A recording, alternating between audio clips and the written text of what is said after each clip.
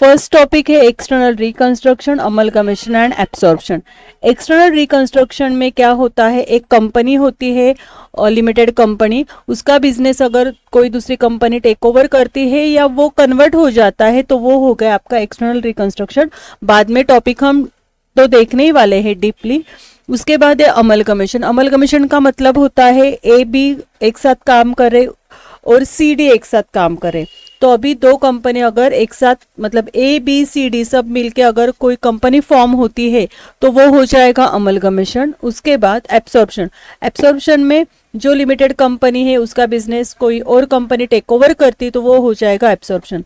तो यहाँ पे आपको बहुत सारे कैलकुलेशंस होते हैं, लेजर पोस्टिंग होता है, जर्नल एंट्रीज आती है एग्जाम में, उसके साथ बैलेंस शीट का भी पोस्टिंग करना होता है।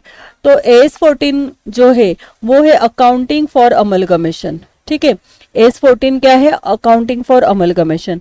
तो इस टॉपिक में हमें इसका मीनिंग देखना है, एक meaning of external reconstruction, amalgamation, absorption. उसके बाद डिफरेंस बिटवीन होगा तीनों का भी। उसके साथ वेंडर एंड परचेसिंग कंपनी है, पीसी है, पीसी का मीनिंग एंड उसके मेथड से। उसके बाद इंटर कंपनी ओविंग्स है, ऐसी थेरी भी हमें यहाँ पे देखनी है।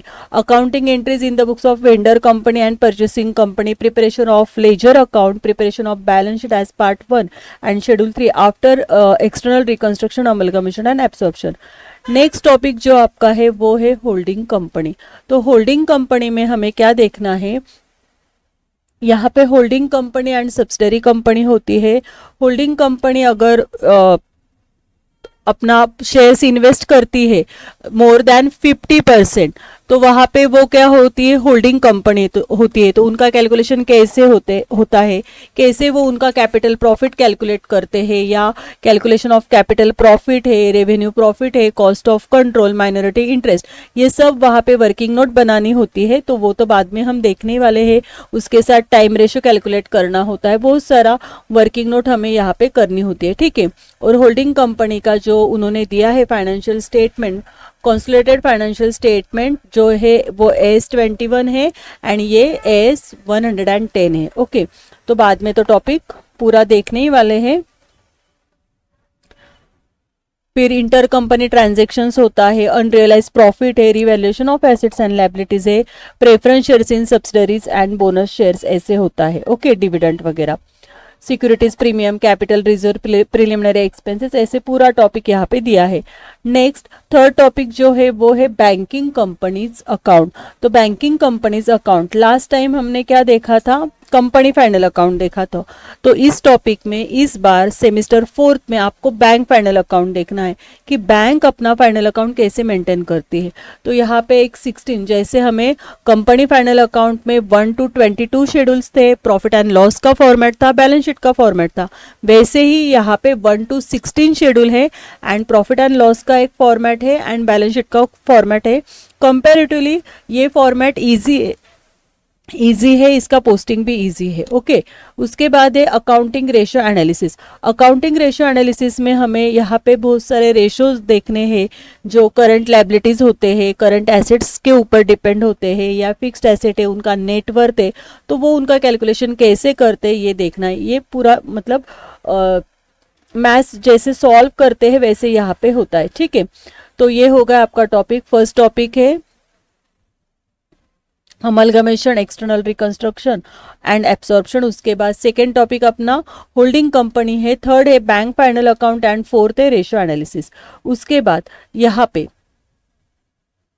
हमें इसका पेपर पैटर्न देखना है। ठीक है, तो पेपर पैटर्न देखने से पहले मैं आपको बताती हूँ, इंटेलिजेंस लर्निंग का ऐप आया है। ऐप की लिंक आपको डिस्क्रिप्शन बॉक्स में मिल जाएगी। प्ले स्टोर से आप ये ऐप डाउनलोड कीजिए, वहां पे आपको रिकॉर्डेड लेक्चर्स अवेलेबल है। अभी यहाँ पे हम स्कीम ऑफ एग्जामिनेशन देखने वाले हैं। तो passing percent 40% of total marks है, इंटरनल असेसमेंट 30 मार्क्स के लिए है, एक्सटर्नल असेसमेंट 70 मार्क्स के लिए है।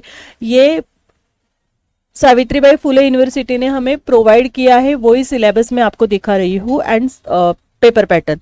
उसके बाद question paper pattern for external examination के लिए क्वेश्चन नंबर 1 एंड 6 ये क्या है, कंपलसरी है, मतलब फर्स्ट एंड 6 कंपलसरी है। तो फर्स्ट क्वेश्चन में फिलिंग द ब्लैंक्स, तो फिलिंग द ब्लैंक्स तो 6 मार्क्स के लिए कंपलसरी है।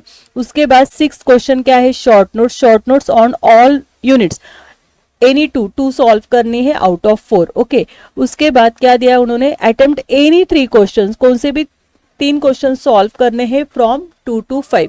देखो 1 यूनिट से, फर्स्ट यूनिट से एक आएगा, सेकेंड यूनिट से आएगा, थर्ड यूनिट से आएगा, या एंड फोर्थ यूनिट से आने वाला है। तो यहां से हमें आउट ऑफ 4 2 सॉल्व करने हैं, ठीक है। तो ये 18 मार्क्स के लिए है। एंड पूरा पेपर आपका कितने मार्क्स का हो रहा है,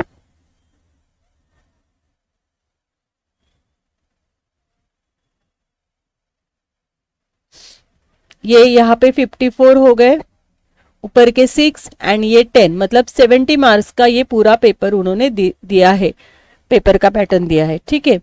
तो अभी आगे जो लेक्चर्स आने वाले हैं वो हर एक टॉपिक के, मतलब आपको एक्सटर्नल रिकंस्ट्रक्शन, अमलगमेशन, एब्सॉर्प्शन, इसके भी लेक्चर्स अवेलेबल हो जाएंगे।